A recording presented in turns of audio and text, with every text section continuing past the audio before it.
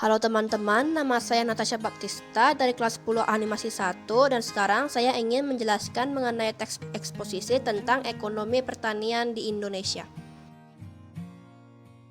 Bagian yang pertama adalah tesis. Pertanian menjadi bidang yang sangat penting di Indonesia.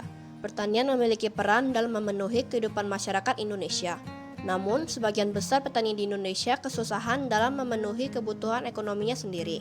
Hal tersebut tidak seharusnya terjadi karena para petani memiliki peran penting dalam memenuhi kebutuhan pokok masyarakat Indonesia. Sebaliknya, pedaganglah yang mendapat banyak keuntungan dari menjual semua jerih hasil payah petani. Bagian yang kedua adalah argumentasi. Salah satu penyebab dari terpuruknya perekonomian petani adalah karena beberapa tengkulak menguasai hasil tani. Hal tersebut sudah terjadi sejak dulu dan masih berlanjut hingga zaman sekarang ini dan membuat kehidupan ekonomi petani menjadi tidak maju ke depan. Penyebab lainnya adalah karena minimnya perhatian pemerintah terhadap kesejahteraan para petani. Mungkin kehidupan petani akan lebih berkembang dan maju, dan semangat para petani akan lebih bertambah, sehingga akan berdampak pada perkembangan di bidang petani mengenai inovasi ataupun perekonomian. Lalu yang terakhir adalah penegasan ulang. Jika perhatian pemerintah bisa diprioritaskan pada pertanian, maka nasib petani Indonesia bisa menjadi lebih baik dibandingkan sekarang.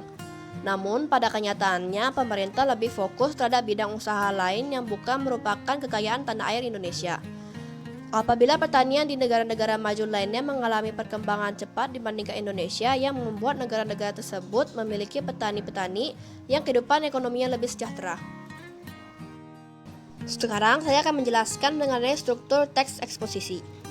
Memiliki peran penting dalam memenuhi kebutuhan hidup masyarakat Indonesia, kesusahan dalam memenuhi kebutuhan perekonomiannya, serta pedaganglah yang mendapat banyak keuntungan.